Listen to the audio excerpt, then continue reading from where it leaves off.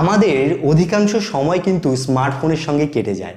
আর এই স্মার্টফোনে যখন চার্জ থাকে না তখন কিন্তু আমরা অনেক বড় একটা অভাব অনুভব করতে পারি। দেখা গেল যখন আমরা কোথাও ট্র্যাভেল করতে যাই বা আমাদের যখন বাড়িতে কারেন্ট থাকে না তখন কিন্তু আমাদের মনে হয় যে স্মার্টফোনটায় আমরা ব্যবহার করতে খুব কষ্ট অনুভব করি। তো তখন যদি আমাদের কাছে একটা পাওয়ার ব্যাংক থাকে বা একটা ব্যাকআপ থাকে চার্জের, তাহলে কিন্তু মন্দ হয় না। তো এই পাওয়ার ব্যাংক আমাদের জীবনে কিন্তু বা একটা মোবাইল ফোনের জন্য খুব গুরুত্বপূর্ণ ভূমিকা পালন করে। তো এই পাওয়ার ব্যাংক আপনি যদি মনে করেন একটা পাওয়ার ব্যাংক কিনবেন, তাহলে আপনাকে কোন কোন জিনিসের দিকে লক্ষ্য রাখতে হবে সেই বিষয়গুলো আজকের ভিডিওতে আমি আলোচনা করব। তো হ্যালো বন্ধুরা, আপনারা দেখছেন all Bangla tips YouTube channel. আমি আপনাদের সঙ্গে আছি বাবর। তো বন্ধুরা, আপনি যখন সিদ্ধান্ত নিয়েছেন একটা পাওয়ার ব্যাংক কিনবেন, প্রথমত আপনাকে কোন জিনিসটার দিকে লক্ষ্য রাখতে হবে যে আপনি কত এমএএইচের পাওয়ার ব্যাংক কিনছেন বা সেটার ক্যাপাসিটি কি রয়েছে। দেখুন, মার্কেটে আপনি যদি যান বিভিন্ন ক্যাপাসিটির পাওয়ার ব্যাংক পেয়ে যাবেন। 10,000 এমএএইচের পেয়ে যাবেন, 20,000 এমএএইচের পেয়ে যাবেন, 30-50 এমএএইচ পর্যন্ত কিন্তু মার্কেটে অ্যাভেলেবেল রয়েছে। এখানে ডিপেন্ড করছে আপনার কত ক্যাপাসিটির দরকার। সাপোজ দেখা যাচ্ছে আপনার ফোনের যদি ব্যাটারি 3000 এমএএইচের হয়, তাহলে আপনি যদি 10,000 এমএএইচের ক্যাপাসিটির মধ্যে একটা পাওয়ার ব্যাংক পারচেস করেন তাহলে কিন্তু কোনো ভুল হবে না। এখানে কথা হচ্ছে যে 10,000 এমএএইচ যে ব্যাটারি পাওয়ার ব্যাংকে লেখা থাকে সেখানে কিন্তু 10,000 এমএএইচ পাওয়ার সাপ্লাই কখনোই পাওয়া যায় না। কারণ হচ্ছে আপনি যখন ফোনে চার্জ দিচ্ছেন বা কোনো ব্লুটুথ স্পিকারে চার্জ দিচ্ছেন বা কোনো ট্যাবলেটে চার্জ দিচ্ছেন, যে কোনো জিনিসে চার্জ দিচ্ছেন কেন, সেখানে কিছু পাওয়ার এদিক ওদিক হয়ে যায়। সেই ক্ষেত্রে কিন্তু চার্জটা সেই 10,000 এমএএইচ পাওয়া যায় না। তাছাড়াও কি হয়, যেখানে 10,000 এমএএইচ লেখা থাকে না সেখানে 75% থেকে 85% পর্যন্ত পাওয়া যায়। সেখানে দেখা যাচ্ছে 8,500 বা 7,500 এমএএইচ পর্যন্ত আপনি কিন্তু ক্যাপাসিটি পেয়ে যাবেন। সেই ক্ষেত্রে আপনার যদি 3,000 এমএএইচ মোবাইলের ব্যাটারি হয়ে থাকে তাহলে আপনি 2 থেকে আড়াই বার কিন্তু চার্জ দিতে পারবেন। যদি এই ক্যাপাসিটির মধ্যে আপনার মেনটেন্স হয়ে যায় তাহলে আপনি 10,000 এমএএইচ ব্যাটারি নিতে পারেন। এইবার দেখা যাচ্ছে আপনার ফোনের ব্যাটারি এমএএইচটা বেশি আছে এবং আপনি চান একটু বেশি টাইমের জন্য চার্জ নিতে, মানে আপনি লং ট্রাভেল করেন, সেই ক্ষেত্রে আপনি 20,000 এমএএইচের ব্যাটারি কিন্তু নিতে পারেন। এইবার চলে আসছে পাওয়ার ব্যাংকের একটা জিনিস দেখতে হবে, সেটা হচ্ছে পাওয়ার ব্যাংকের পারফরমেন্স। দেখুন, একটা পাওয়ার ব্যাংক আপনি যখন পারচেস করবেন তখন কিন্তু শুরুতেই আপনি তার যে সঠিক বেস্ট পারফরমেন্সটা সেটা পাবেন না। এর জন্য আপনাকে কিছুদিন অপেক্ষা করতে হবে, পরস্পর কয়েকদিন পাওয়ার ব্যাংকটাকে চার্জ দিতে হবে এবং সেখান থেকে আপনার ফোনে চার্জ দিতে হবে। কন্টিনিউসলি আপনি কয়েকবার যখন করবেন, পাওয়ার ব্যাংকটা চার্জ পেতে পেতে ওর যে সঠিক পাওয়ার সেটা কনজিউম করা শুরু করে দেবে। তখন ওটার যে বেস্ট পারফরমেন্স রয়েছে সেটা আপনার কিন্তু পাওয়া শুরু হয়ে যাবে। তখন তার আগে যদি আপনি ভাবেন যে পাওয়ার ব্যাংকটা আমি কিনলাম সেটা আমি সঠিকভাবে চার্জ পাচ্ছি না, তাহলে আপনি ভুল ভাবেন। এর জন্য আপনাকে কয়েকদিন অপেক্ষা করতে হবে এবং সেই পাওয়ার ব্যাংকটাকে কিন্তু চার্জ দিতে হবে। পাস থ্রো চার্জিং, এই অপশানটা পাওয়ার ব্যাংকে আছে কিনা আপনাকে কিন্তু দেখতে হবে। অনেক সময় দেখা যায় আমরা যে পাওয়ার ব্যাংকগুলো পারচেস করি তার সাথে কিন্তু চার্জার দেয় না, একটা ইউএসবি কেবল দিয়ে দেয়। তো সেই ক্ষেত্রে আমরা যখন পাওয়ার ব্যাংকটাকে চার্জ করব তখন আমাদের যে ফোনের পার্টিকুলার চার্জার রয়েছে সেটা আমরা বোর্ডে দিয়ে পাওয়ার ব্যাংকটাকে চার্জ করি। তখন যদি আমাদের মনে হয় যে আমরা মোবাইল ফোনটাকেও চার্জ করতে যাই, সেই ক্ষেত্রে আপনি যদি পাওয়ার ব্যাংকের ইউএসবি কেবলে আপনার চার্জারের কেবলটা লাগিয়ে আপনার ফোনে যদি কানেক্ট করে দেন, সেই ক্ষেত্রে আপনার ফোনটি চার্জ হতে থাকবে। কিন্তু পাস থ্রু চার্জিং যদি থাকে, এতে কি হবে, আপনার যে মোবাইল ফোনটা রয়েছে সেই ফোনটা আগে চার্জ হবে, তারপরে পাওয়ার ব্যাংকটা চার্জ হওয়া শুরু হবে। এর জন্য আপনি যখন পাওয়ার ব্যাংকটাকে পারচেস করবেন আপনি দেখবেন পাস থ্রু চার্জিং এটাই সাপোর্ট আছে কিনা। পরবর্তীতে আপনাকে আরেকটা জিনিস অবশ্যই লক্ষ্য রাখার দরকার, সেটা হচ্ছে প্রোটেকশন।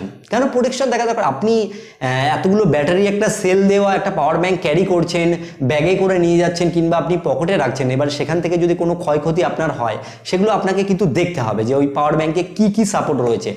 পাওয়ার ব্যাংকে দেখবেন এইরকম টাইপের সাপোর্ট দেয় যে ওভার চার্জিং, ওভার হিট, তারপর টেম্পারেচার কন্ট্রোল, এরকম সব রকম, তারপরে শর্ট সার্কিট, এগুলোকে আপনাকে প্রোটেকশন দেখে নিতে হবে। কারণ আপনি একটা পাওয়ার ব্যাংক কিনে নিচ্ছেন, সেটা যদি গরম হয়ে ব্লাস্ট করে কিংবা দেখা যাচ্ছে আপনি যে ওটাকে চার্জে বসিয়েছেন তখন ওটা টাচ করলে আপনাকে শর্ট মারছে, সেক্ষেত্রে আপনার অনেক বড় ক্ষতি দেওয়া হবে, তাই না? সেখানে আপনার জন্য দেখতে হবে ওখানে কতগুলো লেয়ার রয়েছে এবং কি কি প্রোটেকশন রয়েছে, এগুলো কিন্তু আপনাকে সবার আগে দেখে নেওয়া উচিত। আপনি মার্কেটে গেছেন, গিয়ে একটা পাওয়ার ব্যাংক কিনে নিলেই হবে না, আপনাকে সব রকম ওর খারাপ বা সঠিক দিকগুলোকে আপনাকে কিন্তু নিজেকেই বেছে নিতে হবে। হবে সেই জায়গা থেকে। এরপর একটা জিনিস আপনার অবশ্যই দেখার প্রয়োজন হচ্ছে, সেটা হচ্ছে গিয়ে ইউএসবি পোর্ট। যে আপনি যে পাওয়ার ব্যাংকটাকে পারচেস করছেন সেখানে আপনার কটা পোর্ট প্রয়োজন, মানে আপনি আপনার পাওয়ার ব্যাংক থেকে কটা ফোন চার্জ দিতে চাইছেন বা কটা ডিভাইস চার্জ আপ করতে চাইছেন। এখানে দেখা গেল কিছু কিছু পাওয়ার ব্যাংক রয়েছে যেটা 3খানা পোর্ট প্রোভাইড করে, কিছু কিছু রয়েছে 2খানা পোর্ট ব্যবহার করে, কিছু আছে 1ও পোর্ট ব্যবহার করে।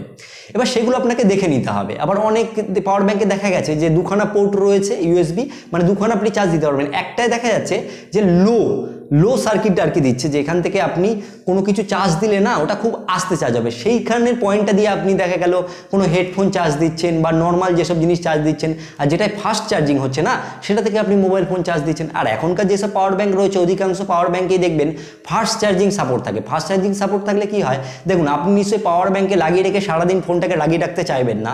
সেই ক্ষেত্রে যদি ফাস্ট চার্জিং সাপোর্ট থাকলে, তাহলে যদি আপনি 30 থেকে 1 ঘন্টা ফোনটাকে চার্জ পাওয়ার ব্যাংকে লাগিয়ে রাখেন, তাহলে কি হবে, আপনার কিন্তু পাওয়ার ব্যাংকটা খুব তাড়াতাড়ি চার্জ হয়ে যাবে।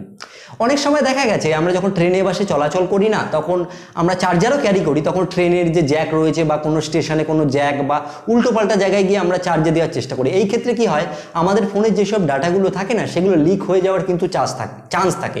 এই ক্ষেত্রে কিন্তু পাওয়ার ব্যাংক ব্যবহার করাটা অবশ্যই উপযোগী একটা জিনিস বলে মনে করা হয়, কারণ পাওয়ার ব্যাংক আপনার নিজের জিনিস, ওখান থেকে কিন্তু কোনো ডাটা লিক হওয়ার কোনো সম্ভব হয় না।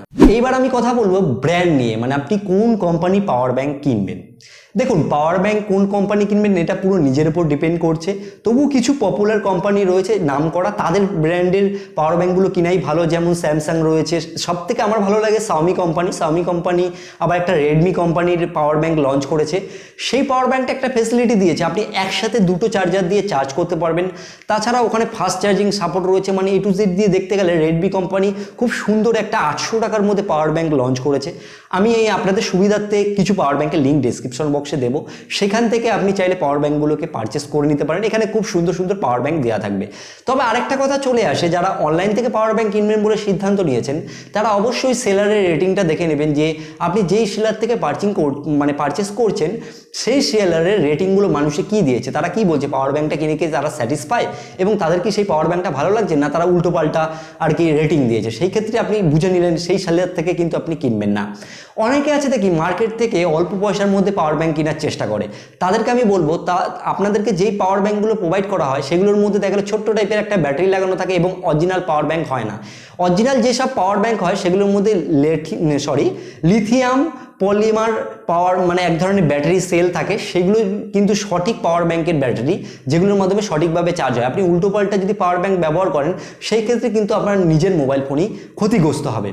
তো আশা করি পুরো ব্যাপারটা আপনাদের কাছে ক্লিয়ার হয়ে গেছে, কনসেপ্টটা আপনারা বুঝতে পেরেছেন। আর এই ভিডিওটি এই কারণেই করলাম, বর্তমানে অনেকেরই পাওয়ার ব্যাংক প্রয়োজন, কারণ পাওয়ার ব্যাংক আমাদের জীবনে একটা প্রয়োজনীয় ভূমিকা পালন করে।